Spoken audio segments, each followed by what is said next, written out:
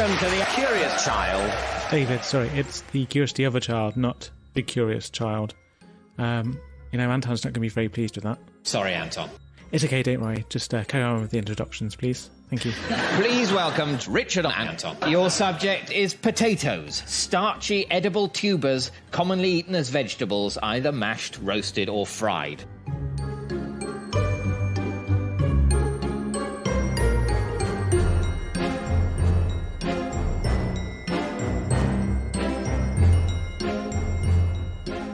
Okay, so what are you going to talk about?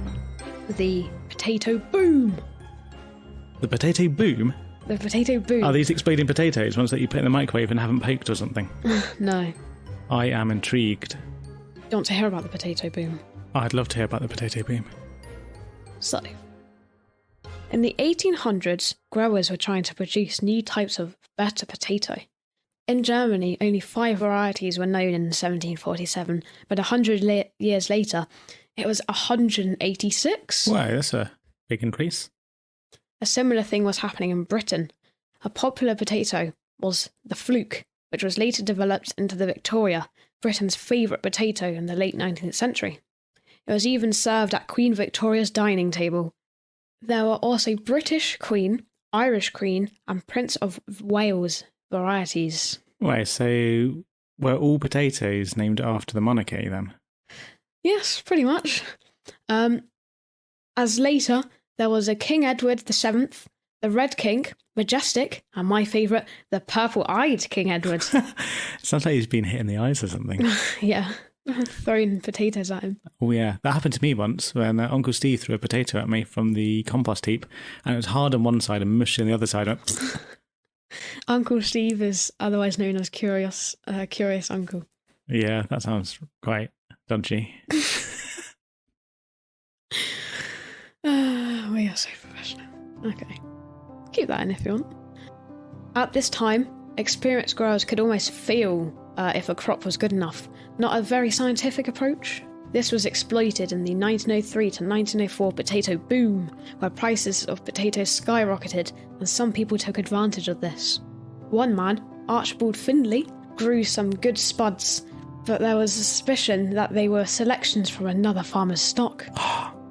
In 1891, Findlay introduced the up-to-date potato, one of the weirder names on this list.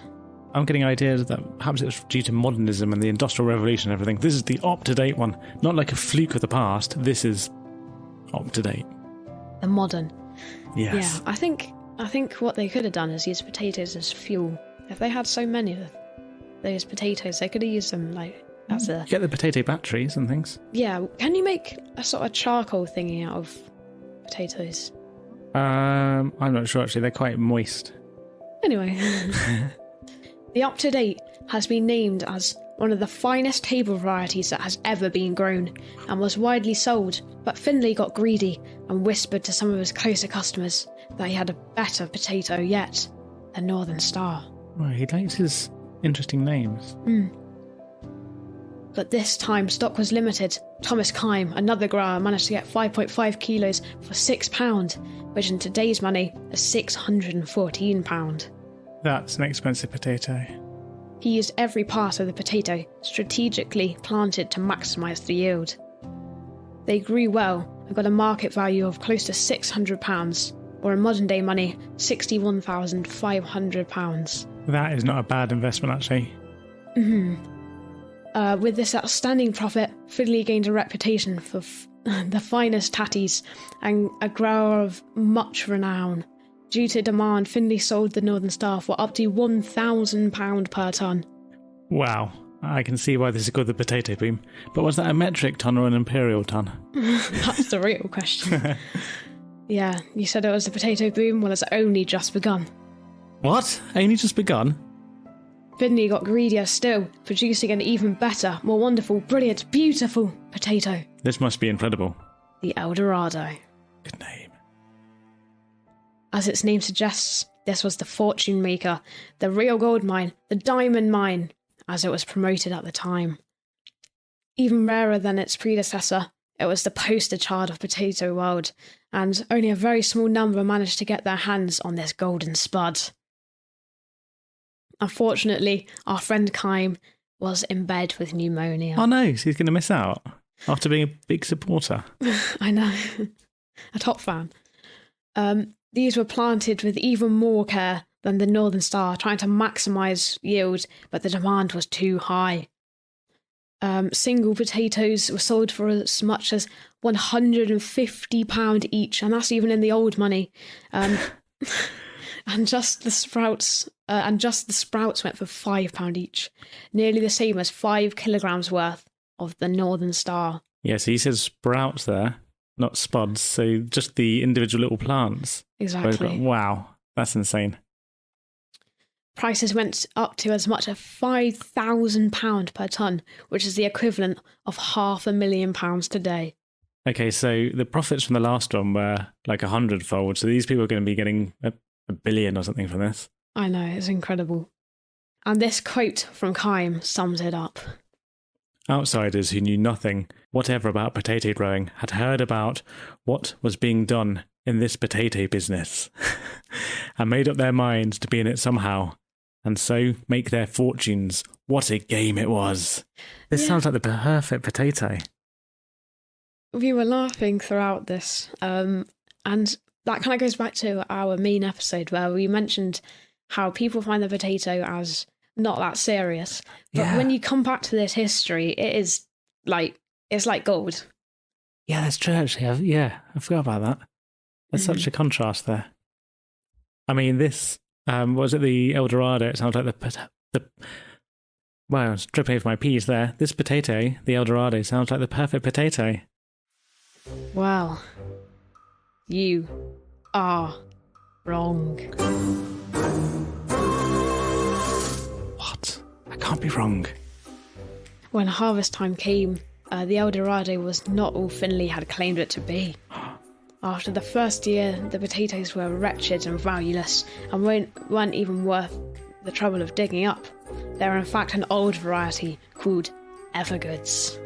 Well, more like ever bad. Yes. Growers lost thousands and thousands of pounds. Many farms were taken, many houses furnished, and many weddings fixed up in advance in the hope of the profits. El Dorado is a cautionary tale, an oxymoron. And I think you could probably say that the El Dorado is not the lost city of gold, just lost profits for young and old. That was awful. Sorry. Wow, what did you think? I'm actually amazed at how much potatoes are selling for there. It shows that people will just get driven wild by the profits. And this is going to contrast interestingly with my story because we'll be going over to Soviet Russia soon, where there's not a capitalist society, so you weren't allowed to run wild with the prices. What were your views on the El Dorado and the potato boom? I think that it proves how hype can increase like value around everything. Like, I'll give an example, like a more modern example. Some people might have heard of Prime, which is like drink produced by some YouTubers, and there's a lot of hype around it. And people will say it's overrated, but it definitely did sell for a lot. And some shops were ridiculous, selling it for like £100 a bottle. Yeah, just because somebody who I've seen a video of is drinking it and put their name on it.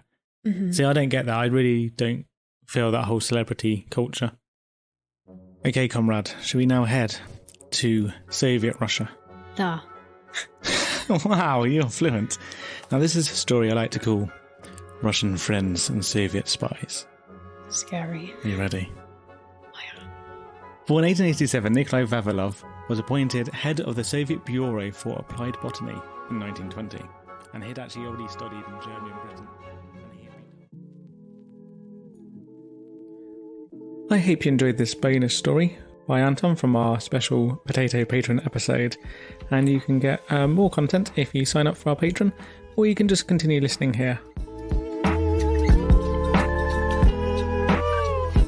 Thank you very much for listening. Don't forget to like, share and subscribe. And give us a review. That'd be absolutely amazing. Thank you very much. Goodbye.